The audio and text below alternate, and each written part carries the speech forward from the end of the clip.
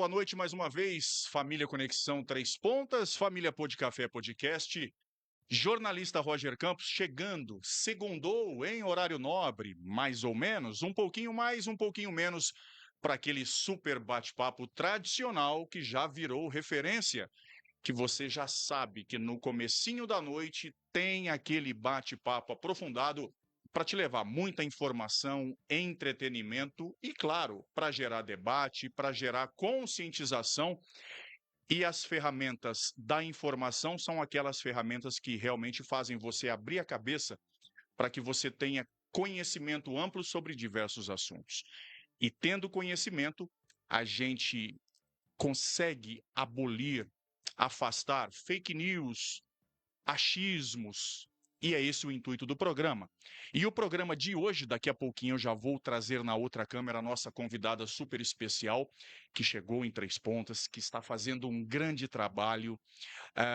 Já escutei coisas muito positivas do trabalho dessa profissional da medicina, de uma área muito bacana que eu tenho muita curiosidade, e eu sei que você em casa também tem uma série de questões, de dúvidas para a gente abordar. Afinal de contas, nós vamos falar sobre reumatologia. Mas antes, deixa eu lembrar que a gente está ao vivo pelo Facebook. Depois disso, terminando o programa de hoje, a gente joga lá no nosso YouTube, no Podcafé Underline Podcast. Então, metralhe o joinha para receber as notificações. Comece a seguir, a acompanhar o nosso trabalho por lá, para que você fique por dentro de tudo que rola no universo do Conexão Três Pontas, do Podcafé Podcast, do Conexão Rock Go também. E depois que o programa termina, ele fica na versão gravada, para você acompanhar onde, quando, como quiser, a hora que quiser, do jeito que quiser, com quem você quiser. Então, dá para ter muita informação, informação de credibilidade. E agora sim, eu já faço a transição para a nossa câmera 1, doutora Ana Cláudia Carvalho, reumatologista. Realmente tem feito um trabalho muito bacana e é o nosso destaque de hoje do Podcafé Podcast, porque os problemas de articulação, os problemas dessa área se acumulam. Cada vez mais as pessoas são acometidas com uma série de problemas dessa área. E eu também tenho uma série de dúvidas. Doutora, muitíssimo obrigado por atender o nosso convite. Parabéns pelo trabalho. Que bom que Três Pontas conta com seu trabalho também. Seja muito bem-vinda. Obrigada, Roger, agradeço. É um prazer estar aqui para a gente conversar um pouco e compartilhar um pouco também. Vamos compartilhar muita informação e se você tiver perguntas, pode mandar para mim no meu WhatsApp pessoal no 999754248, 999754248 ou mesmo na timeline da nossa publicação de hoje no ao vivo aqui no nosso Facebook. E aí, gente, eu já começo com a pergunta trivial para as pessoas terem mais particularidade, um conhecimento mais amplo de quem se trata. Quem é a doutora Ana Cláudia? Bom, meu nome então é Ana Cláudia Guimarães Carvalho, né? Sou médica, reumatologista, me formei em Belo Horizonte, né? Na Universidade Federal de Minas Gerais. Posteriormente, fiz a minha primeira residência em clínica médica, né, no Hospital Odilon Berens, em Belo Horizonte. E depois eu fiz essa segunda residência, né, de reumatologia na Universidade Federal de Juiz de Fora. E atualmente também sou membro da Sociedade Brasileira de Reumatologia, né, com título de especialista por essa mesma sociedade. Que bacana. Doutora, como a medicina entrou na sua vida? Já é algo de família? Ah, e a menina sonhadora, estudante, já vislumbrava a medicina lá na frente ou pensou em outras profissões? E quais foram, por Sim. exemplo? É engraçado que eu não tenho muitos familiares médicos, não, né? Então, isso não veio de alguma inspiração familiar. Porém, desde que eu me entendo por gente, é medicina. Nunca imaginei nenhuma outra profissão desde pequena, né? Aquela coisa de brincar, de ser médica e adolescência, eu continuo querendo ser médica, e aí, formada já, né, no ensino médio, era a única opção. Não tinha mais uma segunda opção. Caramba, e por que a reumatologia? Isso também é muito interessante. Eu sempre fui uma pessoa que gostei muito de escutar as pessoas, de escutar os problemas das pessoas. E quando eu vi a reumatologia, eu conheci a reumatologia, eu entendi que aquilo ali era um meio onde eu poderia ajudar as pessoas através de uma escuta ativa, através do entendimento mesmo do sofrimento, e onde eu poderia atuar tentando minimizar mesmo a dor. Então, desde o começo da faculdade, a reumatologia esteve ali no radar, sabe? Aí eu fui me apaixonando ao longo mesmo dos anos. E o interessante, me corrija se eu estiver errado, doutora, que não é, pelo menos nesse meio que a gente vive, Três Pontas, por exemplo, aqui no sul de Minas, não é uma das especialidades mais procuradas. E talvez por isso seja tão interessante quando a gente se depara com um profissional dessa área por conta da carência que se tem. Eu estou errado na Tá análise? certíssimo. Na verdade, no último estudo que a gente fez, assim, sobre quantos reumatologistas formam 13 reumatologistas por ano somente em Minas Gerais, sabe? Então, realmente não é nem de longe uma das áreas mais procuradas. E aí a gente tem muitas áreas carentes mesmo dessa especialidade. Muitas pessoas também que não conhecem, né? Não, nem ideia têm do que faz um reumatologista, né? Então, você tem toda a razão. E dentro da reumatologia, aí eu começo agora com algumas questões. Existe diferença de sintomas, de probabilidade de se ter algum quadro de alguma doença, de algum problema de saúde dentro da reumatologia? Quando a gente separa os sexos entre homem e mulher? Existe, com certeza. Nós temos, né, algumas doenças da reumatologia que são mais prevalentes nos homens, né? Nós até vamos falar provavelmente, né? Sim. Então a gente tem a gota, a gente tem uma outra doença que chama espondilite, que é mais prevalente nos homens, embora possa acontecer também nas mulheres, enquanto a gente tem lúpus, artrite reumatoide, né, fibromialgia, que são mais prevalentes nas mulheres. Então, a gente tem sim essa diferença. E começando a falar da questão das mulheres especificamente, depois a gente entra um pouco mais na questão dos homens, isso tem muito a ver com a questão hormonal, doutora? Na verdade, as doenças reumatológicas, no seu geral, elas são doenças que a gente conhece como autoimunes, né? Dito isso, são doenças onde o próprio organismo, por algum desbalanço mesmo, ele começa a querer atacar as células do próprio organismo. Então, a gente tem algumas teorias do porquê isso acontece. A genética, né, ela faz parte, a história familiar faz parte e o que a gente chama dos fatores ambientais também. Ou seja, como é a vida daquela pessoa, o que ela faz, se ela fuma, se ela bebe, então, são todos fatores que podem se relacionar às doenças reumatológicas. E os fatores hormonais também têm relação com algumas doenças, né? Tanto que em algumas doenças a gente entende que a prevalência é maior nas mulheres, por exemplo, por conta do estrogênio, que é um dos hormônios, né? Então, a gente tem sim essa probabilidade. Gente, eu tenho tanta dúvida para a gente poder abordar. Que bom que a doutora Ana Cláudia Carvalho, reumatologista, que está trabalhando aqui em Três Pontas, depois a gente vai deixar o contato dela para você agendar a sua consulta também. Inclusive, ela está com a gente no Conexão, trazendo informação. A gente vai iniciar um trabalho também muito bacana com dicas de saúde frequentes para que você possa, através do Conexão, chegar até ela também. E claro, e aí percebendo, abrindo a cabeça, entendendo que é necessário fazer um acompanhamento, e aí sim você vai no consultório e tem um acompanhamento de primeira para te dar muita qualidade de vida. E a gente lembra que, eu não sei se nessa área, doutora, também é assim. Os homens são muito mais difíceis de aceitarem ir ao médico, que tem algum problema. Na sua área também é assim? Com certeza. A gente percebe o seguinte: as mulheres, elas tendem a ir no momento anterior, mais precoce, né?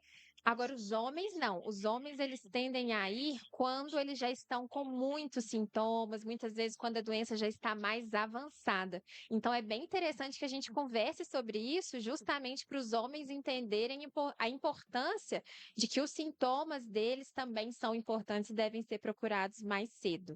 Também acontece muito. Gente, então, ó, a partir de agora, preste muita atenção, que a gente vai te dar a oportunidade de conhecer os principais problemas ligados à reumatologia. De repente, você está sentindo alguma dor, não passou por nenhum médico ainda, e parece que a ficha vai cair. Putz, eu acho que é isso que eu tenho. E aí dá para você fazer o agendamento da consulta. Antes, Marlon de Paula Andressa, médica excelente, de uma competência gigantesca. Quer comentar, doutora? Eu agradeço, né? Agradeço e para mim é muito satisfatório, né? Estar com os pacientes e fazer o melhor por todos eles. Esse é meu lema de vida mesmo. Isso é bacana demais.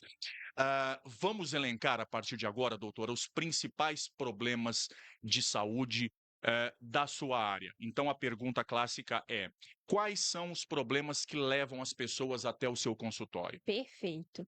Então, uma das coisas que nós falamos sempre, então, quando as pessoas pensam no reumatologista, elas pensam automaticamente na dor. E tá certo, é isso mesmo. Então, um dos principais sintomas, um dos principais problemas que temos é a dor, principalmente nas juntas, né? Que são as dores articulares. Então, joelho, tornozelo, nas mãos, nos pés, na coluna, no quadril. E muitas vezes uma dor que se associa a inchaço, a vermelhidão, a calor naquelas juntas, incapacidade de mover aquele local, né?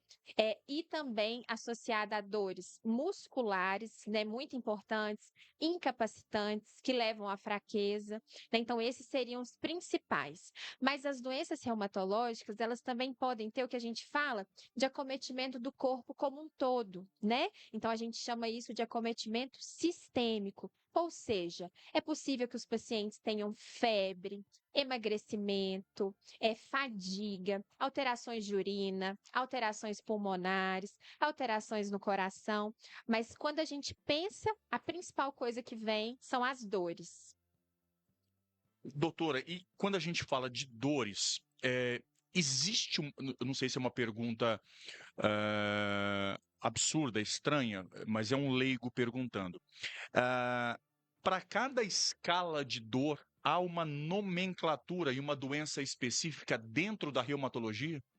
Ó, então, na verdade, não existe uma nomenclatura e nenhuma doença específica. A gente entende que cada uma das doenças na reumatologia, ela pode evoluir de uma escala que a gente considera assim, no geral, uma escala de 0 a 10. Então, para cada doença, a gente tem aqueles pacientes que não têm quase nenhuma dor, assim como a gente tem pacientes que têm dores, né, absurdas, as piores dores da vida, que a gente considera como 10. Então, o nível de dor não faz diferenciar cada doença, mas em cada doença a gente pode ter níveis de dor diferentes de 0 a 10, que a gente considera. Um dos casos aqui, a Maria Alice mandando uma mensagem. Oi, Roger. Oi, doutora. Boa noite. Parabéns pela pauta. Eu tenho artrite e sinto dores fortíssimas. Quais os melhores tratamentos para esse tipo de quadro? Então, essa pergunta e esse nome artrite já é muito interessante da gente abordar, porque é o seguinte: quando a gente fala de artrite, a gente está falando sobre uma inflamação na junta. Então, provavelmente ela tenha de manhã inchaço nas juntas, vermelhidão, calor, dificuldade de mover aquele membro. Então, a gente tem algumas doenças que podem levar à artrite, à inflamação. Então, vai depender de qual artrite ela tem, né?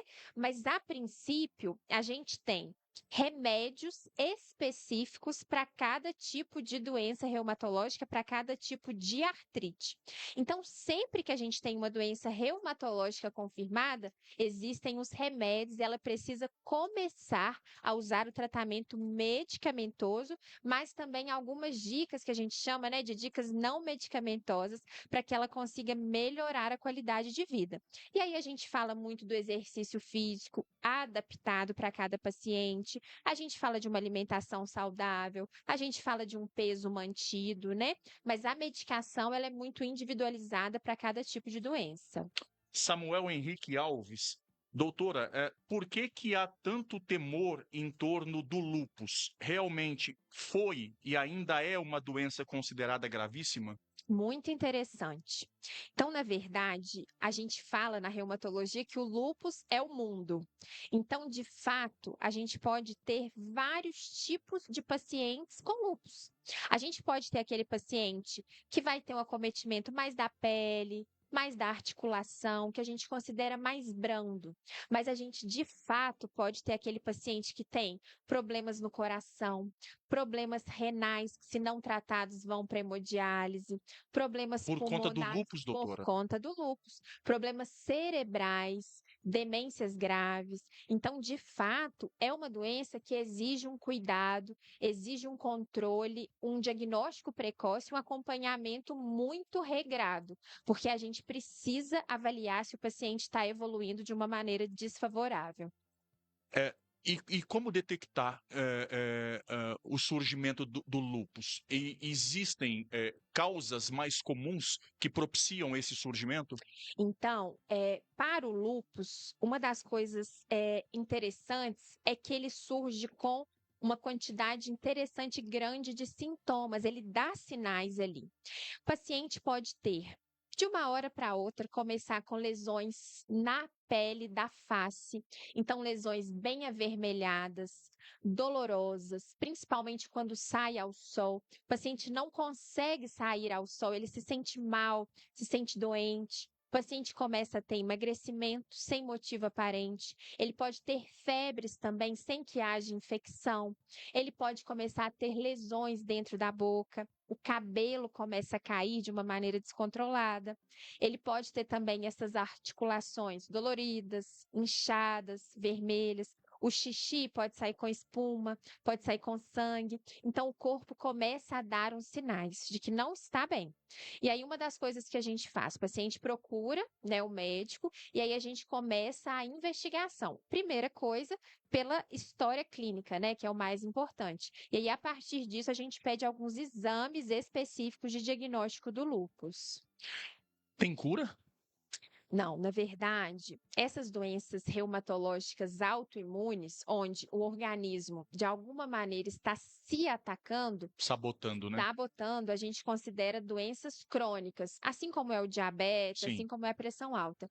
E aí a gente fala muito do controle da doença, da remissão dos sintomas, que é sempre o nosso objetivo. Ou paciente sem nenhum sintoma, ou paciente com o mínimo de sintomas possíveis, mas com tratamento. Então, quando a gente retorna, a gente tira, na verdade, o tratamento, é muito possível que o paciente volte a piorar de sua doença. Então, são doenças crônicas, onde a gente não fala sobre cura.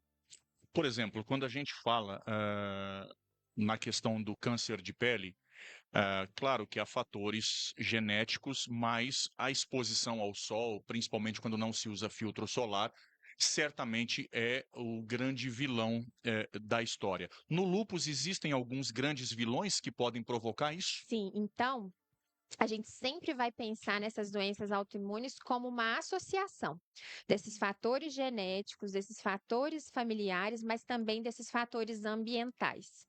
Então, a gente fala muito o seguinte: o próprio sol pode ser sim um desencadeador, um ativador da doença. O tabagismo, né, pode ser um outro desencadeador e algumas infecções. Mas aí são infecções múltiplas, virais. Às vezes o paciente ele pegou uma dengue, dengue, um Covid, e que pode ter sido gatilho para aquela doença que já estava escondida, que já tinha na genética do paciente, aparecer. Mas assim, se a gente fala no geral, eu sempre gosto de falar disso, o tabagismo, ele aparece como vilão de basicamente todas as doenças reumatológicas. E o alcoolismo também? Também. Uso de bebidas O alcoólicas? uso abusivo de bebidas alcoólicas também e o tabagismo, eles estão ali de uma maneira muito importante nesses fatores que desencadeiam. Henrique Lemos perguntando se existe alguma relação. Ele diz que já fez muito uso, que é atleta de academia, enfim, já fez muito uso de anabolizante. Se tem algum problema também para a parte reumatológica, essas pessoas que usam frequentemente. E até eu vou emendar na pergunta dele, indiscriminadamente, por conta própria. Eu, por exemplo, vou até fazer aqui um meia-culpa. Eu usei durante anos anabolizante para ficar forte por conta própria, por questão estética. Tive um monte de problema por conta disso. E hoje, com 51 anos, eu faço uso com um acompanhamento médico apenas na dosagem de reposição hormonal, Entendi. que é necessário. Mas tem uma relação? Na verdade, até o momento, né, nos estudos que a gente não tem uma relação direta entre esse uso de anabolizantes sendo um fator desencadeador, não, né? Mas assim, como você falou e muito bem falado, essa questão do indiscriminado, né? Essa questão do não acompanhar, eu tô fazendo porque meu Sim. amigo, eu tô fazendo porque alguém me ofereceu, isso a gente sempre vai repudiar. Né, por conta dos efeitos colaterais muito importantes que podem aparecer, né? Inclusive infarto, inclusive AVC, né? Mas assim, em relação direta entre esse uso e o surgimento de doenças reumáticas, a gente não tem ainda. E voltando, doutora, vocês estão vendo, né, gente? O nível de esclarecimento de informação nesse programa de hoje. Por isso que eu estava ansioso desde o final do ano passado para a gente poder conseguir agendar uma data para fazer esse programa de hoje. Doutora, quem tem lúpus, qual é a taxa de mortalidade da doença? E fazendo um tratamento, um acompanhamento, saber se esse acompanhamento é para o resto da vida e se a pessoa tem uma vida quase que 100% normal. Olha só, muito interessante, porque lembra que eu te falei que são praticamente vários tipos de lúpus dentro de um mesmo lúpus, né? Então, a taxa de mortalidade, ela tende, na atualidade, ela teve essa tendência à queda, porque a gente tem medicamentos novos, né? Isso é muito bom. Que são antibióticos? Não, são medicamentos que são imunobiológicos que a gente fala, né? Então, são medicamentos que tendem a reduzir esse ataque do próprio sistema do organismo contra ele mesmo, né? Então, todo tempo são estudados medicamentos para o lúpus, porque o lúpus talvez seja a grande doença da reumatologia. Então, a taxa de mortalidade, ela varia muito. Se a gente for colocar um paciente que tem o lúpus ali na pele e na articulação, é uma taxa de mortalidade próxima ao de uma pessoa que não tem doença, sabe? Porque a pele e as articulações, elas não tendem a ser agravadas. Agora, se a gente tem um paciente com problemas renais, né, não tratados, que evoluem para o que a gente chama de nefrite, que é uma inflamação grave ali no rim, e que evoluem para uma hemodiálise, essa taxa de mortalidade sobe bastante, né? Próxima ali a 10, 20%. Então, a gente precisa de ter esse acompanhamento e esse esclarecimento de qual é o tipo de lúpus, onde ele está acometendo cada pessoa. Existe uma idade padrão mais comum para o surgimento do lúpus e também em relação a homens e mulheres, se é igual? Então, para o lúpus, a gente tem que as mulheres jovens e idade fértil são as mais acometidas, né? Então, quer dizer, a gente tem diagnósticos de meninas de 17, 18 anos, né? 20 e poucos anos. Então, mulheres jovens seria a cara do lúpus, né? Então, o Caramba! acometimento é maior nas mulheres do que nos homens nessa faixa etária. Essa sua resposta, doutora, desmistifica uma questão que eu tinha na minha cabeça. Eu não sei se quem está acompanhando o programa em casa também tinha. Quando a gente fala de reumatologia, a gente já pensa assim: é doença de velho. Com certeza. E acabou de provar que não. Com certeza. Então, isso é muito interessante, né? Tirar esse mito é muito importante, porque quando a gente pensa na reumatologia, às vezes vem aquele senhor, aquela senhora com a junta É isso, é tortinha, isso. né? Com aquela dificuldade de andar, com o joelho torto. Aquilo ali é um dos tipos de acometimento que a gente chama da artrose. Mas a gente tem tantas doenças, então a gente tem, por exemplo, uma delas que chama espondilite, que é de homens jovens, abaixo dos 40 anos. A gente tem lúpus, inclusive, em nenéns, para a gente ter ideia, né? Então, a gente tem o neném que pode ter acometimento, a criança, a gente tem crianças com acometimentos graves de doenças Não reumatológicas. perco o raciocínio. E neném, principalmente por fator hereditário? A gente tem, né, esse genético, hereditário. A gente tem algumas causas assim. A mãe, ela passou um anticorpo ali, né, durante a gestação. Aí esse neném, ele vai ter o que a gente chama, por exemplo, de lúpus neonatal. Mas aí que são alterações que demoram um pouquinho ali, mas elas somem à medida que aquele anticorpo da mãe vai embora. Mas a gente tem crianças, jovens, que têm, né, esse fator genético, esse fator hereditário, e que desenvolvem lúpus, desenvolvem artrites, né? Inflamações nas juntas, desenvolvem o que a gente chama de inflamações na coluna. Então, crianças com articulações muito inchadas, que não conseguem brincar, que não conseguem caminhar, a gente sempre pensa em doença reumatológica. Então, na verdade, a gente tem acometimento de doença reumatológica do nascer até a terceira idade. Sua xará, Ana Maria Silva, perguntando: achei interessante quando a senhora disse que o cigarro é um dos principais vilões da reumatologia, mas ele não perderia para a obesidade? Interessante, muito interessante. Então, ele não perde, na verdade, mas a obesidade também é um grande fator de risco, né?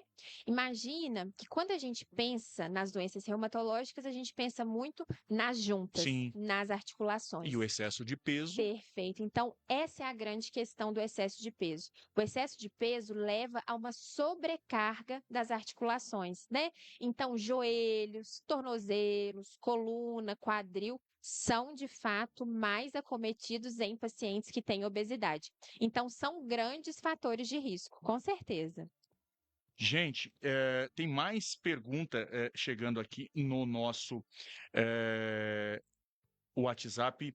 Cíntia Oliveira, eu tenho fibromialgia. Ah, a gente vai falar muito de fibromialgia. Minha esposa também tem fibromialgia. Tem uma galera, colega de profissão, Silvano Alves, também tem. Alô, Silvano, aquele abraço. O programa hoje é para você também. Também tem fibromialgia. A fibromialgia, em termos de incapacitação, dentro da reumatologia, doutora, é a doença que mais incapacita? Olha, que mais incapacita, eu não considero, né? Então, nós temos doenças como artrites no geral, como o próprio lúpus, né? Que tem esses acometimentos do coração, do rim, do pulmão, que levam a deformidades. Mas a fibromialgia, ela incapacita por um outro mecanismo.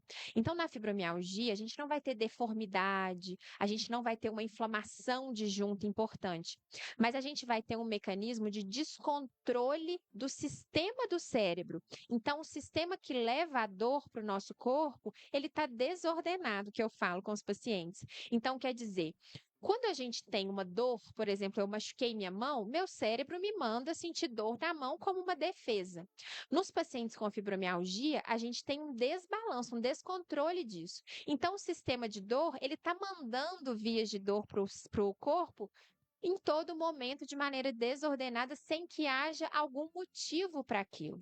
Então, são Caramba! pacientes que sentem dor, então eles falam assim, gente, mas eu não fiz nada de diferente. Por Apareceu do nada. que essa dor está aqui É hoje? isso. Por que essa dor andou? Então, a incapacidade vem da dor da fadiga e dos outros sintomas que nós vamos falar, né, sobre a fibromialgia. Vamos falar sobre fibromialgia. Fátima Campos, boa noite, boa noite. Estou aqui acompanhando o programa. Obrigado à audiência de todos, está bacana demais.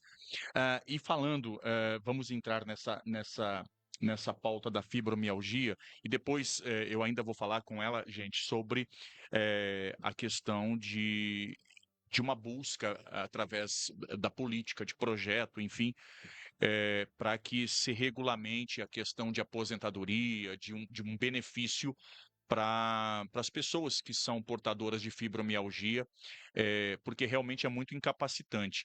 Eu tenho um exemplo lá em casa, doutor, e assim, do nada, a Renata reclama que a mão está doendo, a mão tá rígida, está mais dura, enfim, do nada. Aí fica super bem, aí no outro dia é o peito do pé que está do mesmo jeito, enfim, e não há nada que fale assim, olha, por conta disso que você fez, você vai desenvolver a dor. Mas eu notei, não sei se é uma coincidência, que a questão emocional é fundamental, pelo menos na relação da Renata, minha esposa, com a fibromialgia. É assim também para os demais? Muito interessante. Então, como eu falei, a gente tem aquele mecanismo cerebral. Isso já foi descoberto, existe esse desbalanço da via de dor. Então, essa é a causa. Porém, a gente tem alguns gatilhos para que as dores piorem. O gatilho emocional talvez seja o pior deles, né? Então, é muito comum que os pacientes falem: eu tive um estresse muito grande ali nesse mês, nesse ano, e isso desencadeou. Às vezes, o paciente teve uma doença muito importante, por exemplo, uma doença grave, um câncer, ou no próprio paciente ou na família, e isso pode ter sido gatilho. Então, essa percepção é corretíssima e está presente em quase a totalidade dos pacientes. A fibromialgia escolhe mais mulheres? Sim, escolhe mais mulheres, mas olha que interessante. Hoje a gente vê que, como você falou lá no comecinho do programa, os homens procuram menos. Então a gente está vendo cada vez mais homens também com diagnósticos de fibromialgia, mas a prevalência ainda é maior nas Ou mulheres. seja, deve haver uma subnotificação Exato. absurda de homens com esse problema sem que haja a confirmação do quadro. E com o avançar da idade, pessoas da terceira idade, acima de 60 anos, eh, esses quadros se agravam, tanto do lúpus que a gente já abordou, das artrites, das artroses, como também da fibromialgia. À medida em que a idade vai avançando, mesmo com acompanhamento médico, dá para se estabilizar ou por conta do envelhecimento das células a coisa vai ficando um pouco mais complicada? Então, dividindo, né, as doenças entre as autoimunes e as que não são, então se a gente pensa no lúpus, na artrite reumatoide, por exemplo, então eu falei que principalmente os jovens. Porém, a gente tem um segundo pico da doença, que é um pico ali acima dos 60 anos. Então, às vezes, o paciente tem o diagnóstico das doenças reumáticas autoimunes, como lúpus, artrite reumatoide, depois dos 60 anos. Então, isso também é possível. Agora, uma das coisas importantes é a artrose, que foi o que a gente pensou, os pacientes, a gente imagina aquele paciente mais idoso justamente por conta das juntas que estão entortando e tudo. Então, isso é uma característica principal dos pacientes mais idosos. Então, a artrose, que a gente fala assim, simplificando, que seria o desgaste da articulação, de fato, ele é mais presente nos pacientes idosos. Então, a gente considera o seguinte: com o decorrer do tempo, a gente tem, além das doenças que ele já vem carregando, essa piora das articulações, que vão ficando um pouco mais travadas, mais lentificadas. Então, o paciente ele sente dor por uma série de outros motivos. Às vezes, o paciente vai ter uma fraqueza óssea, por exemplo, uma osteoporose, que a reumatologia também trata, mas que leva a uma fratura, que aí é mais uma causa de dor e incapacidade. Então, a terceira idade, então os idosos, a gente precisa ter esse olhar mais aprofundado, porque existe a doença autoimune, mas existem as doenças também que a gente chama de degenerativas, que são essas doenças do desgaste, principalmente das articulações, da fraqueza muscular, da fraqueza óssea, que levam a uma piora do quadro no geral. Eu estou lembrando, doutora, de uma conversa que eu tive tanto com a Renata. Janaína Souza, boa noite. Boa noite, Janaína. Obrigado por acompanhar o nosso programa também. E também conversei com o colega Silvano Alves essa semana sobre fibromialgia. E aí tem uma questão interessante. Ele falou assim para mim, Roger, eu só melhoro à base de pregabalina. E a Renata, ela não consegue usar pregabalina porque ela tem enxaqueca crônica e ela, não sei se colocou na cabeça dela ou se é fato, que em algumas pessoas a pregabalina pode piorar esse sintoma de dor de cabeça. Então, ela prefere ficar com a dor da fibromialgia do que da enxaqueca absurda que ela reclama. É o melhor tratamento para fibromialgia a pregabalina? Pode desencadear esse tipo de reação adversa de fato? Então, a fibromialgia, ela continua sendo um desafio para nós reumatologistas também, porque é uma doença onde a gente não tem um único tratamento. Sim. Quer dizer, tem aqueles pacientes que são mais acometidos pelas dores, aqueles que têm um sono muito ruim, muito incapacitante, aqueles que têm uma fadiga importante, aqueles que Prejudica o têm. sono também, Com doutora? certeza.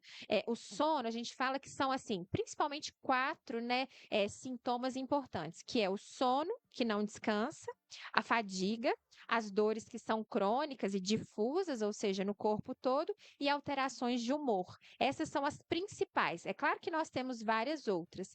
Então, o tratamento, ele não acontece com uma medicação só, e ele não acontece somente com medicações. É um desafio porque uma das grandes coisas que a gente tem para tratar é a atividade física. Sim. Uma das grandes. Eu falo que tá lá no topo mesmo do tratamento, Para tudo na reumatologia. para tudo na reumatologia. Só que para fibromialgia, o que que a gente sabe? Que a atividade física, ela leva a uma parada dessa desordem lá no cérebro. Então, ela inibe, ela não deixa que o cérebro leve dor para o restante do corpo. Só que imagina a situação: o paciente tem dor no corpo todo, o tempo inteiro. Ele vai falar para mim: como que eu vou fazer atividade física sentindo dor no corpo todo? Então, é uma dificuldade. Mas a gente tenta deixar a atividade física o mais adequado para ele. Então, quer dizer, tem paciente meu que a gente começa com 5 minutos de caminhada, por exemplo, até que a gente consiga desenvolver uma constância. O outro tratamento é cuidar da saúde mental. É o segundo tratamento que eu considero, assim, de suma importância. Por quê? Porque a gente precisa aprender a entender quais são os gatilhos que nos levam à piora dos sintomas e a lidar com eles. E a medicação, ela entra como o terceiro ponto principal, e aí a gente tem medicações como a pregabalina, mas a gente tem outras também que tentam entrar nesse sistema do cérebro. Só que isso é verdade. Alguns pacientes não toleram a medicação. Então, a gente precisa trocar para que, por exemplo, quando os pacientes têm muita dor de cabeça, a gente entra com outro tipo de medicação que pode ser benéfico também na dor. Então, os pacientes têm tratamentos múltiplos, sim. E a Renata acabou de mandar uma pergunta. Doutora, por que a fibromialgia, pelo menos no meu caso, parece que é uma doença de dores noturnas? Olha só uma coisa muito interessante. Muitos pacientes falam o seguinte: eu faço minhas coisas, eu limpo, eu faxino, eu estou trabalhando, eu estou ativo e eu não sinto nada. Quando eu vou deitar, quando eu tomo um banho e vou relaxar, é o momento que as dores aparecem. Isso acontece muitas vezes, eu não sei se é o caso da Renata, né? Mas existem muitos pacientes de fibromialgia que trabalham demais. E que mexem demais, e que limpam demais. Então, isso tudo é como se fosse um acúmulo mesmo ao longo do dia, um acúmulo do estresse da própria pessoa, mas do estresse do músculo, do estresse da articulação. Então, isso tudo culmina com a piora no final do dia, porque o paciente fez tudo durante o dia sem perceber. E quando ele relaxa, é o momento que se mostra o estresse muscular, articular. Então, isso acontece muito. Mas não é uma regra, né? Então, nós temos paciente que tem dor o tempo todo, desde a hora que acorda até a hora que vai deitar. Uma pergunta aparentemente um pouco difícil. É claro que não há uma receita de bolo. Cada caso é um caso. Mas as pessoas que têm fibromialgia e que fazem um acompanhamento e cumprem rigorosamente aquilo que o profissional passa, que o médico passa. Existe uma média de grau de melhora, de normalização da vida? Olha, Roger, a pessoa que não fazia nada tinha ali 80% da sua qualidade de vida prejudicada. Hoje ela tem 80% de qualidade de vida recuperada. Existe mais ou menos isso? Como eu te contei, é um desafio até hoje para a gente o tratamento da fibromialgia, porque ela é muito multifatorial e ela envolve esses mecanismos de gatilho. Mas, assim, a gente não tem essa média geral. Mas para cada paciente, a gente tem algumas escalas de avaliação de melhora, né? Então, porque isso é muito importante, porque às vezes o próprio paciente ele fala, eu não melhorei nada. Não tive melhora nenhuma. Mas aí a gente vai avaliando junto com ele. Me conta um pouquinho do seu sono. Quantas crises você teve da última consulta até hoje? Você achou que as suas crises foram menos intensas, menos recorrentes? E isso tudo a gente vai colocando na escala de melhora de dor, né? Escala de melhora de dor e de qualidade de vida. Então a gente tem uma escala específica que a gente chama de escala de qualidade de vida. E nessa escala a gente consegue colocar em números mesmo, né, a Sim. melhora dos pacientes. Mas uma média de melhora global a gente não tem. Mas é uma melhora substancial. Para alguns Para pacientes, alguns, sim. né? Mas o que a gente sabe? Isso também é muito importante. A melhora é com certeza mais substancial quando os pacientes conseguem manter hábitos de vida saudáveis, reduzir consumo de álcool, parar de fumar, iniciar atividades físicas, né? Fazer atividades que levam, que dão prazer, porque isso também faz diferença, e ter a saúde mental em dia. Aí, esses pacientes, junto com a medicação, conseguem ter uma melhora mais substancial do que aqueles que não conseguem colocar esses hábitos na vida. Gente, olha que sucesso! E além de tudo, parece que já tem 30 anos fazendo podcast, o tanto que fala bem, o pessoal adorando o programa, adorando a entrevista. E aí, doutora, daqui a pouquinho a gente vai fazer uma pausinha para privilegiar os nossos anunciantes fixos do programa. E essa luta, essa batalha na justiça, através da política, através de emenda ou de projeto de lei, para que realmente se dê para a pessoa que tem fibromialgia o direito de se aposentar, enfim.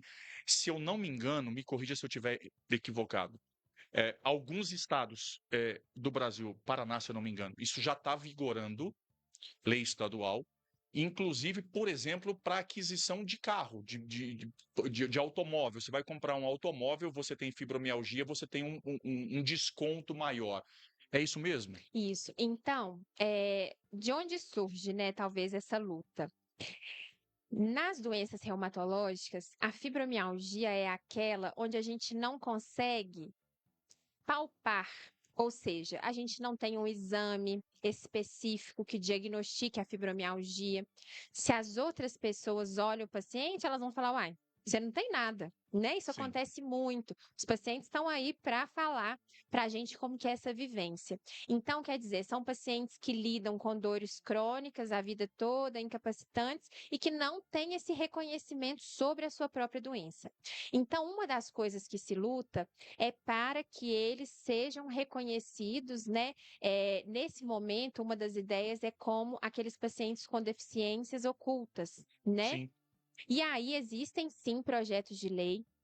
Existe, inclusive, um projeto de lei federal, né, que passa, a princípio, a ser sancionado agora, né, no final deste mês, mas que a gente ainda não tem um detalhamento total, mas que seria o seguinte: os pacientes, a princípio acompanhados pelo reumatologista, neurologista, psiquiatra, clínico geral, eles teriam seus respectivos laudos, né, sobre a doença fibromialgia, e a partir desse laudo, eles passariam em uma junta multiprofissional, com médicos, assistentes sociais, fisioterapeutas, terapeutas ocupacionais, por exemplo, para que se constate ou não se o paciente é incapaz de exercer as suas atividades de trabalho.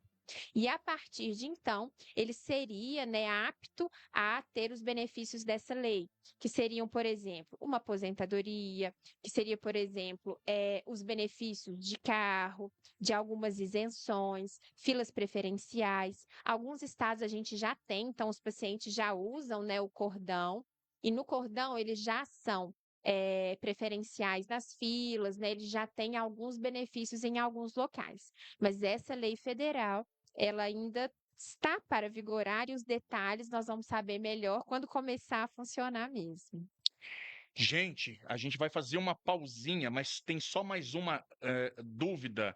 A Manuela Albuquerque. Doutora, explica pra gente o que é a famosa gota. Ah, legal.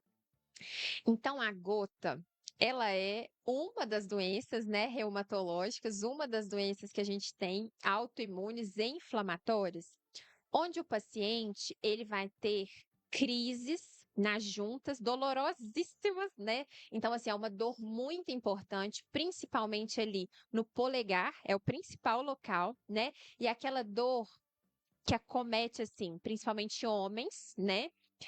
Homens jovens, mas também os mais idosos, mas que leva a uma dor incapacitante, vermelhidão nas articulações, calor. É tão incapacitante que muitas vezes o paciente não consegue colocar um lençol em cima daquela articulação. Caramba. E aí, isso tudo acontece pelo excesso de ácido úrico no sangue. O excesso de ácido úrico, ele pode vir tanto que o paciente não consegue mandar embora o ácido úrico pelo xixi, por exemplo, quanto pela alimentação, Sim. ingesta de bebidas. E aí esse ácido úrico se acumula nas juntas em formato de cristais. Imagina um tanto de cristal pontiagudo acumulado naquela articulação. Então causa uma inflamação que é a tal da crise de gota, que é uma crise aguda, é uma dor que você não consegue andar, por exemplo, tamanha dor. Então, essa é a gota, né? É um tipo de doença reumatológica muito inflamatória. E é muito comum? É comum, das que a gente tem, é uma das mais comuns, e que a gente sabe que tem esse componente ambiental muito importante, né? Que é o etilismo, principalmente bebidas como cerveja, vinho, é o paciente que come muitas carnes vermelhas, frutos do mar, miúdos. Então, é uma doença que tem esse fator ambiental muito importante. Que coisa, gente. Eu falo sempre aqui eu converso sempre com o meu público, sendo sempre muito, muito sincero, e dando a cara a tapa, falando, usando o meu exemplo, ou mau exemplo em alguns casos, para ilustrar muita coisa, doutora. Eu tenho incontáveis pedras nos rins, já fiz 3 cirurgias.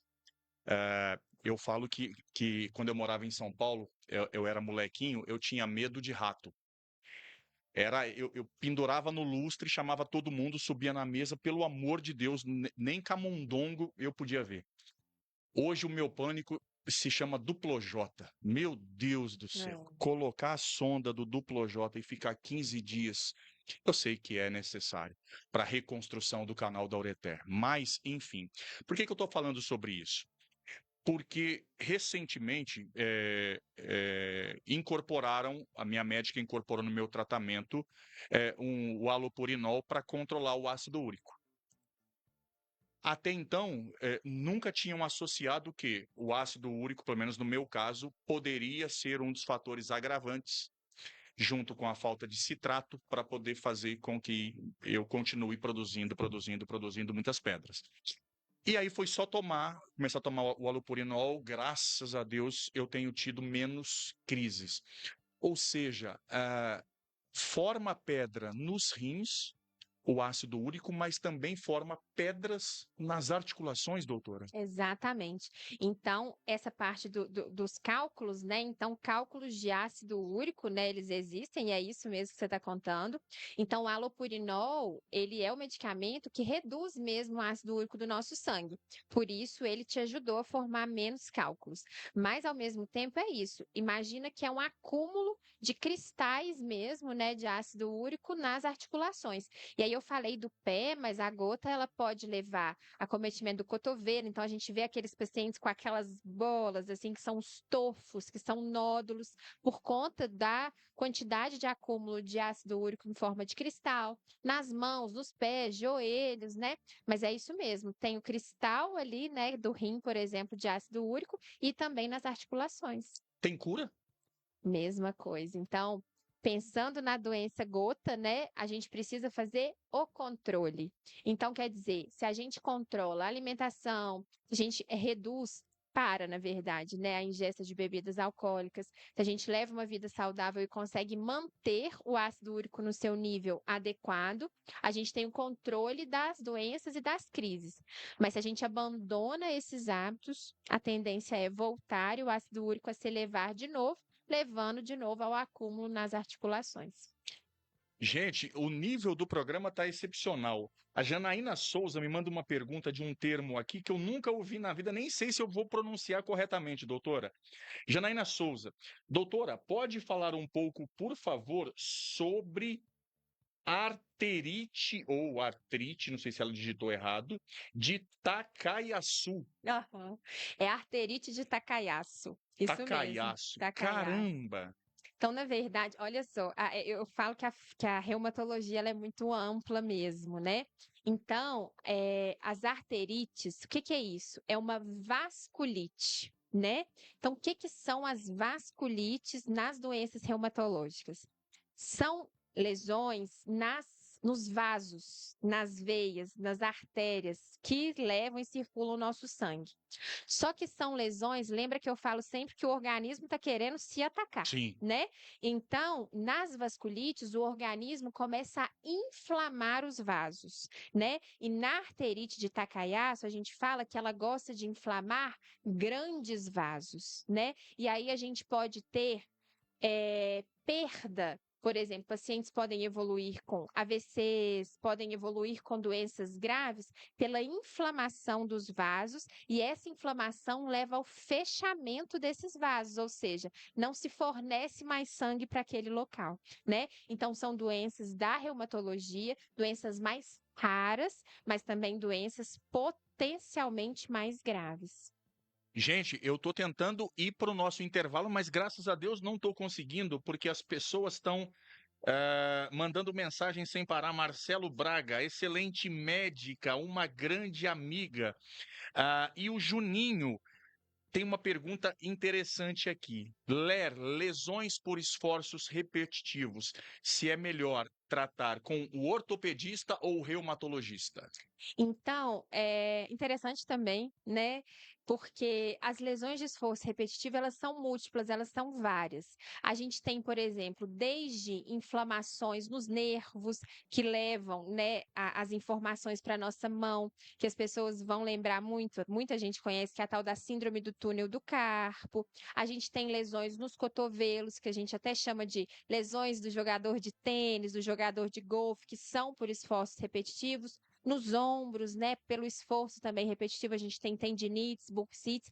Então, vai depender muito, né? O reumatologista, ele pode acompanhar, ele pode diagnosticar, ele consegue tratar muitas vezes junto. Eu sempre falo da importância na reumatologia dos fisioterapeutas. Isso é assim, os fisioterapeutas eles ajudam o reumatologista a levar mais qualidade de vida, melhorar as inflamações, fortalecer a musculatura, a articulação.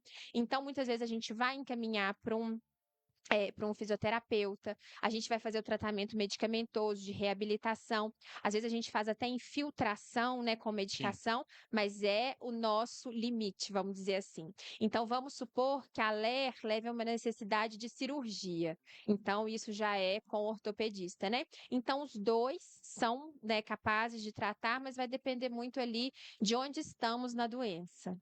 Gente, a LER, para quem não associou, são aquelas lesões que acometem principalmente pessoas que, como o próprio nome diz, fazem o mesmo movimento repetitivamente. Por exemplo, pessoa que fica o dia inteiro digitando no computador. As mãos, as articulações dos dedos ali, fatalmente, né? Como ela disse, jogador de tênis, jogador de golfe. Então, é o mesmo movimento. Então, a pessoa que tem a sua profissão e que fica o dia todo ou horas a fio naquela mesma posição, isso fatalmente pode desencadear a LER. Renata, aplaudindo o programa. Cleusa Pereira, boa noite. Janaína Souza, agradecendo a transmissão da pergunta e a resposta excelente da doutora. Agora sim, até para tomar uma aguinha, para dar uma descansadinha. Ufa, quantas perguntas! Nós vamos daqui a pouquinho para o último bloco, mas antes, deixa eu privilegiar aqueles que nos ajudam a fazermos esse programa. Deixa eu colocar aqui agora na câmera 3 aqui para a gente falar com essa galera que realmente aposta, acredita no trabalho do Podcafé Podcast e que são parceiros de muitos anos, de muito tempo com a gente, como o nosso querido Dr. Luiz Roberto Laurindo Dias, cardiologista, clínica médica, cardiologia, eletrocardiograma. Marque a sua consulta, o seu check-up, 99841-3363. Deixa eu falar da melhor internet de 3 pontas, que é a ConectaNet. Para você que tem ConectaNet, claro, você tem TV Conecta, TV por streaming, canais variados, para que você tenha opção e lazer em diversas modalidades para as crianças, para os homens, para as mulheres, para os idosos, enfim, vale a pena. Você que tem a melhor internet pode ter também a TV Conecta. Doutora Daniela Carvalho, médica endocrinologista, nutróloga, ela que cuida de longevidade saudável, emagrecimento, obesidade, menopausa e andropausa, sarcopenia, lipedemas, terapias avançadas, implantes hormonais, terapias injetáveis. Fale com ela, gente. Muitos e muitos e muitos, eu vou ficar repetitivo. Muitos, muitos, muitos quilos foram perdidos em 2025, graças não apenas às canetas injetáveis milagrosas, mas ao know-how, à competência da doutora Dani, que tem feito um trabalho excepcional. Vale a pena. 99752-3049. Marquete Pereira e Tardioli Advogados Associados também com a gente, assim como a doutora Carla Cristina Bernardi, querida amiga, médica da minha mãe, minha médica também, médica nefrologista, clínica médica, hipertensão arterial, doença renal aguda e crônica, infecção urinária, cálculo renal, hemodiálise, transplante renal. Sai pra lá, hemodiálise, Deus me livre. Bater na madeira 1 milhão de vezes. Clinova, medicina especializada, 3661-3261. Gente, aí o Roger fica agora com esse medo terrível de hemodiálise. Minha mãe fez hemodiálise e faleceu recentemente por conta de problemas renais. Não adianta você só ter medo, você tem que se cuidar antes. Eu falo, doutora, o que o Roger fazia lá em São Paulo? Eu vou falar isso muitas vezes para vocês, para ver se eu consigo, se eu conseguir convencer uma pessoa, já está bom demais. Roger sentava lá na calçada em São Paulo, era 2 litros de Coca-Cola e um pacotão gigante de fandangos, cheetos, cebolitos. É uma chips, o isopor de puro sódio e nada de água. Resultado, pedras e mais pedras e mais pedras. Não veio do nada, né, Roger Campos? E a gente é o resultado das nossas escolhas, minha gente. 3661-3261. O rim é silencioso, tá? Se você não dosar creatinina e ureia, quando você for ver, a função renal já foi acometida. Eu estou quase que ficando um expert também. Bolos e doces feitos com amor em cada detalhe. Dani Oliveira, bolos e doces. Gente, é uma delícia, doutora. Ela faz, além de bolos maravilhosos e também os doces para festa, a tal da pipoca gourmet. Meu Deus do céu. A ONU que ainda não tomou conhecimento, senão já iria colocar dentre as 10 maravilhas da humanidade, porque é realmente um negócio espetacular. 999229040. Encomende aí agora a sua pipoca gourmet, depois você me fala. E amanhã, claro, na hora do almoço, vai bater aquela fome. Galvão Restaurante, sempre a melhor opção para que você peça o seu delivery para chegar rapidinho. Acabou de mandar mensagem, já está chegando quentinho, churrasco maravilhoso, culinária mineira, tempero saborosíssimo, vale muito a pena. E se você quiser almoçar em loco, vai ser super bem atendido pela galera do Galvão Restaurante. E já que a galera tá falando de fome, à noite, Bacon Zé, lanches artesanais com o meu amigo Taylor, verdadeiras obras de arte. Gente, até a Mona Lisa se ela realmente estivesse em carne e osso, ela iria aprovar essa outra obra-prima, essa obra de arte, que são os lanches do Bacon Zé. 999487777, 999487777. E a penúltima de hoje, para eu falar de MS Sonorização, Iluminação, você que vai fazer a sua festa, o seu batizado, o seu casamento, o seu aniversário, aniversário da sua sogra, vai fazer? Contrate alguém que faça uma festa inesquecível. Quem sabe você ganha o coração da sua sogra. Ou mesmo o show, vai fazer um super show. Ai, gente, já está confirmado o segundo encontro de motociclistas, hein? Roger Campos estará na coordenação do segundo encontro de novo. Não vou contar para ninguém, só para você. 3 de julho, 3, 4 e 5, aniversário de Três Pontas. A cidade vai ferver de novo. Graças à Secretaria Municipal de Cultura. Um grande abraço ao Michael Machado, meu amigo Michael, e também ao prefeito Luizinho. MS Sonorização 359-98360924, 998360924. Deixa eu falar também, hoje especialmente, ela que está comigo no Conexão, mas eu tenho que falar, claro, eu já gostava e já, gente do céu, chegou mais uma pancada de mensagem, que delícia, tá bom demais. Eu já tinha escutado falar muito bem da doutora Ana Cláudia, mas, gente, vocês precisam procurar a doutora Ana Cláudia. É a competência e o carisma em pessoa, gente. Fala bem demais da conta. Ela não sabe o problema que ela arrumou para a cabeça dela. Ela vai ter que arrumar na agenda frequentemente o horário e o tempo para poder vir aqui. Vai ficar sócia. Doutora Ana Cláudia, fala para a gente o contato para quem precisa e quer agendar uma consulta. Ótimo. Então, eu estou atendendo na clínica cardiopulmonar, né, que fica ali na Barão da Boa Esperança, número 705, e o contato é o 35 98442-8008. De novo o telefone? É o 98442-8008. E para a gente fechar o nosso giro de publicidades, de patrocínios do nosso programa, deixa eu falar dele que em breve estará aqui com a gente também, o CEO Gustavo Faria, que é responsável por um trabalho fantástico, maravilhoso, diferenciado no extremo. Na Gestão AgroSoluções, a nossa consultoria traz uma visão empresarial para o campo, onde analisamos dados precisos de cada área da fazenda, como produtividade, custos e controle de recursos, e ajudamos na tomada das melhores decisões. Entre em contato com a Gestão AgroSoluções. Gente, eu tenho falado aqui, e ele vai trazer testemunhos. Porque o que a gente conta pode convencer, mas o testemunho real arrasta.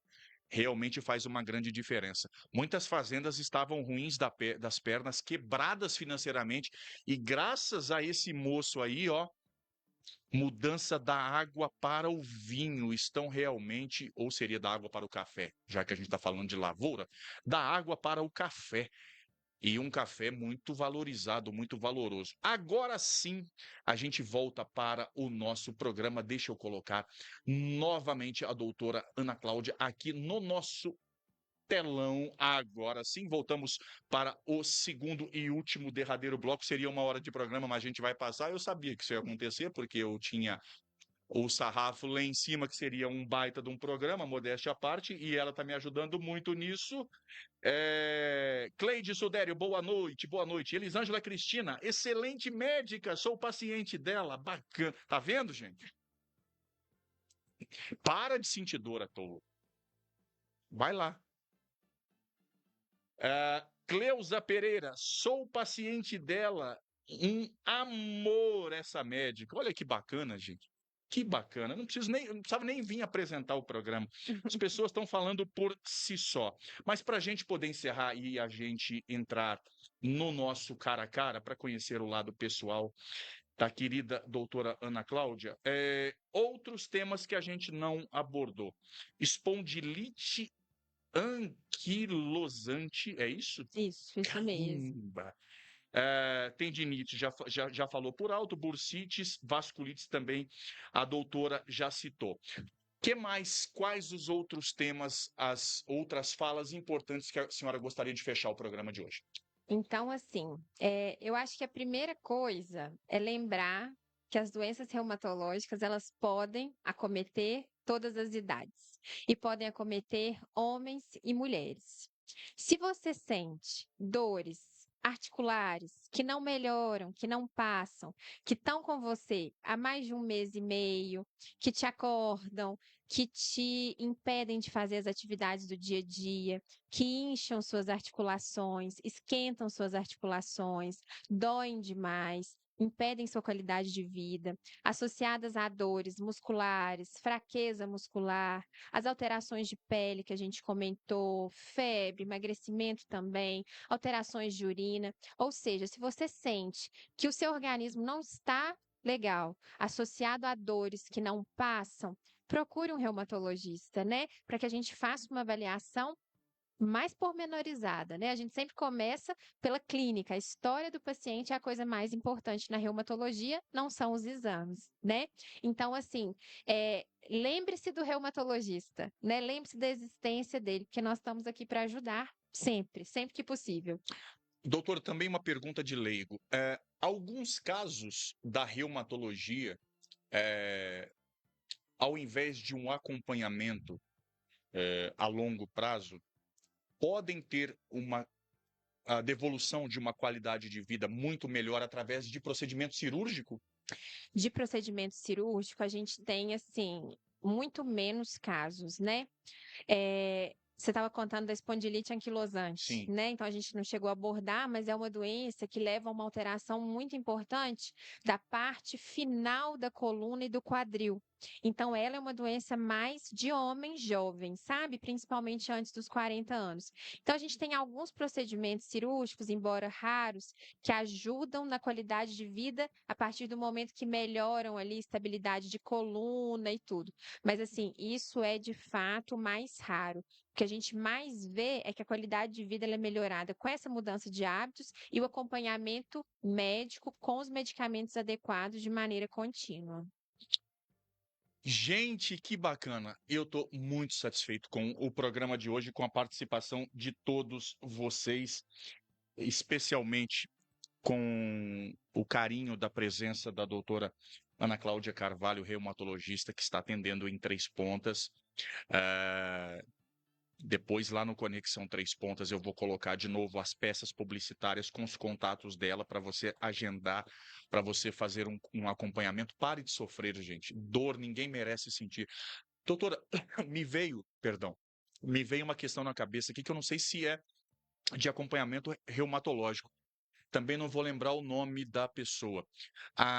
Aquela mulher que ficou famosa, se eu não me engano, ela é de Três Corações, ela é do sul de Minas, que ela tem a dor mais potente, mais forte do mundo, que chegou a pensar até em autoextermínio, enfim. É, é também um tratamento da parte reumatológica, não? Não, na verdade, ela tem uma condição que a gente chama de neuralgia do trigêmeo, né? Isso aí. Então, isso, na verdade, é um problema, né, dos nervos, né, que levam aí, eles passam as informações para a parte da nossa face, em cima, no meio e embaixo, então para toda a face. Então, é como se houvesse uma alteração nisso. Então, é principalmente do neurologista e neurocirurgião. Perfeito. Gente, nós vamos agora para o cara a cara. Fátima Campos, que sucesso de programa. E a Janaína Souza aplaudindo. A Fátima Campos está dizendo que a mulher é de Alfenas, ou ela é de Alfenas, não sei. Agora eu não sei se é a Fátima que é de Alfenas ou se é essa moça que tem esse problema de saúde, essa dor absurda, se ela é de Alfenas. Mas ela vai mandar mensagem aqui explicando pra gente. Uhum. Deixa eu colocar aqui o nosso quadro cara a cara, que as pessoas têm receio, falam assim: nossa, meu Deus, o quadro cara a cara é uma delícia. E aí, doutora, Hum. eu não tenho vergonha nenhuma de dar a César o que é de César e de reverenciar os verdadeiros autores, e de deixar claro que esse quadro é uma cópia deslavada de um quadro fantástico que a maior entrevistadora desse país já fez. Deixa eu dar o crédito correto. Marília Gabi Gabriela, a maior entrevistadora que esse país já teve. Aliás, eu bebo na fonte desses três aí. O quadro cara a cara é dela. Peguei o nome, ela nem sabe que eu estou usando o nome, mas eu peguei emprestado, ela nem sabe, enfim. Mas é por um motivo nobre, viu, Gabi? Beijo. Clodovil Hernandes, um dos maiores entrevistadores desse país, polêmico demais da conta, também foi político, deputado, estilista, mas perguntava e ele sempre falava assim: olhe para a lente da verdade e responda tal pergunta. E o maior de todos, que eu tive o privilégio de ir no programa dele várias vezes, gente. Olha que maravilha. Caneca do José Eugênio Soares, Jô Soares. Então, é para esses três que a gente faz esse quadro e esse programa, uma homenagem, um tributo a esses ícones do nosso jornalismo. Praia ou montanha, doutora? Montanha. Por quê?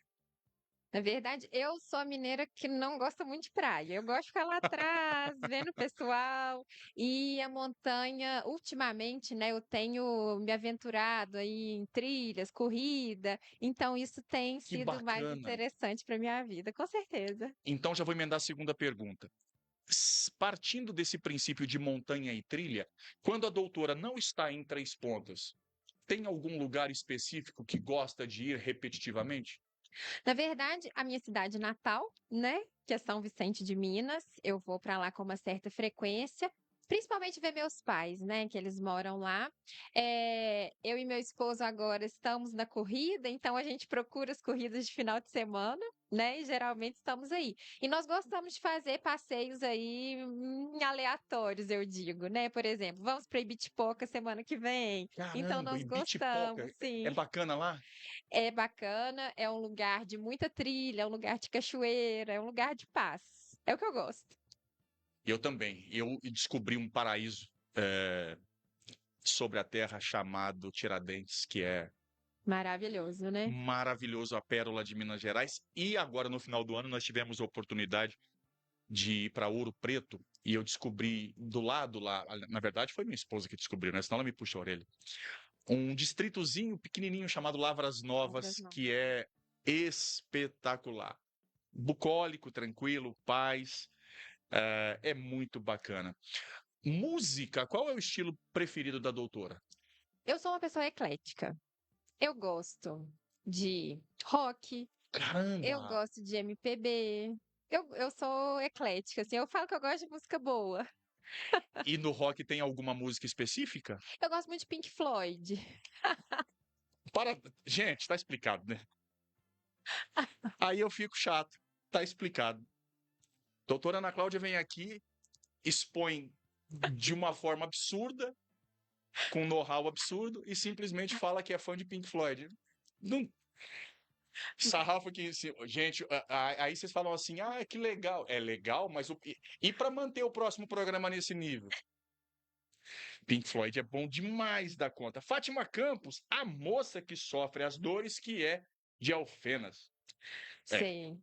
Aliás, Alfenas tem uma galerinha boa da música lá, os irmãos, né? O Landau, o Wilson Sideral e o Rogério Flauzino, do Jota Quest.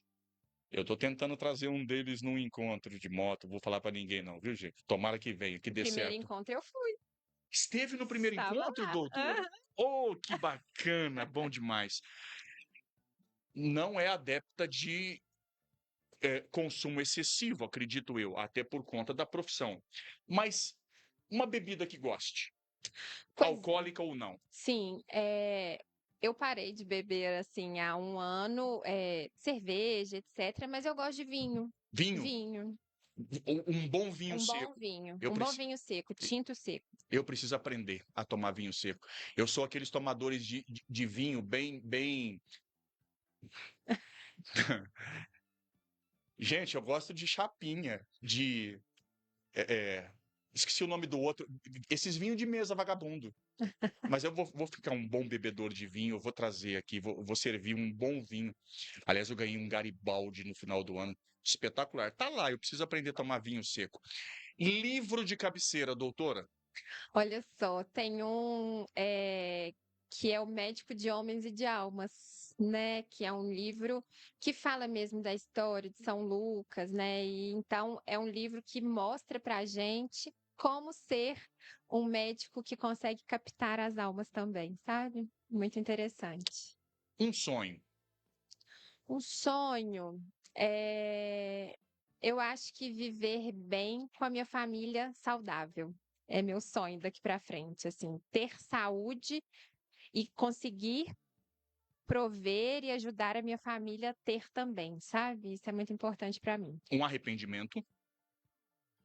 Um arrependimento importante nenhum, mas talvez ter visto, eu acho que nesse momento da minha vida, eu estou bem mais aberta às coisas. Então, não ter começado e ser constante nas atividades físicas antes. Porque agora, graças a Deus, eu estou.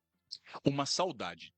Saudade dos meus avós que faleceram, né? Os meus avós paternos. Uma lembrança bacana com eles. Eu Aquelas coisas sou. de Uhum, roça. isso. Então, assim, eu sou mesmo da roça, né? Da minha cidade, São Vicente de Minas, 6.000 habitantes. Meu avô era aquela pessoa que andava pé descalço, então bicho de pé no meu avô, sabe? É uma coisa que me vem à cabeça. Assim, era um homem quieto, mas muito sábio. E a minha avó, uma mulher de muita fé. Então, assim, isso me dá lembranças muito boas, sabe? E das comidas da minha avó, pudim, empadinha. Hum, olha que sacanagem. É, Empadinha. Meu Deus, pudim de leite condensado. Por é. falar nisso, um prato preferido. Na verdade, são vários, assim, mas eu gosto muito de uma comida italiana bem feita, né? Uma massa bem feita. Meu esposo cozinha muito bem, então eu aproveito disso, sabe? Como é que chama o esposo? Chama Ariel. Ariel. Então agora eu vou aproveitar e vou parafrasear o nosso Clodovil Hernandes. Deixa eu trocar a câmera aqui, deixa eu colocar a câmera do zoom legalzinho. Você vai olhar para a lente da verdade e aquela declaração de amor ao vivo para o Ariel. Eu te amo. Sensacional. E por voltar a falar em culinária, doutora disse, eu aproveito que o meu marido é um bom chefe.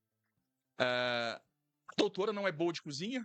Você sabe que eu sou? É Sou também? sim. Eu cozinho aquela comida do dia a dia. Entendeu? O arroz, o feijão, as verduras, a carne, mas ele faz o sofisticado, o do final de semana. Que isso, gente. Que espetáculo. Medicina, o que significa na sua vida? Para mim, é... primeiro que eu considero uma das profissões realmente mais bonitas quando bem praticadas, Sim. né?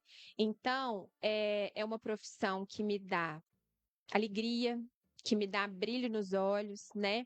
Que é o que realmente eu acredito que eu tenha nascido para ser, Que né? E o bacana que eu isso. faço todos os dias eu fico, né, de manhã antes de ir atender um paciente, eu paro e respiro e penso nesse paciente como a pessoa mais importante de muitas outras pessoas. Não é fácil, tem dias muito difíceis, mas assim, você parar e lembrar que aquele paciente está ali confiando suas dores, sua história a você, isso faz tudo valer a pena. E quando eles melhoram, então, é uma alegria total. Gente do céu. Eu vou ficar repetitivo. Eu tô achando que essa mulher trabalha na censura, tô achando que ela é um fiscal, que ela veio aqui no programa.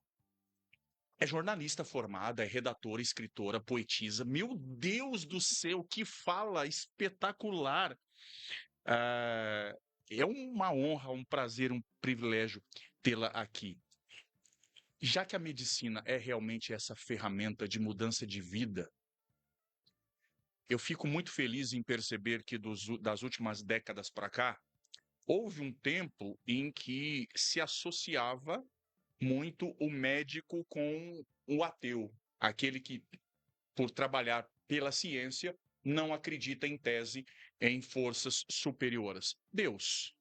É, para mim é o principal instrumento de tudo. Ele está acima de todas as coisas para mim. Eu sou uma pessoa de fé, uma pessoa religiosa, e eu uso isso, tento usar isso, não diretamente para os pacientes, no sentido de pregar alguma religião, mas eu tento fazer com que o que eu acredito esteja dentro de mim para que isso se reverbere nos pacientes e para que eu consiga fazer o melhor, sabe? Então, Deus, para mim, é o instrumento de tudo, assim, a cabeça de tudo.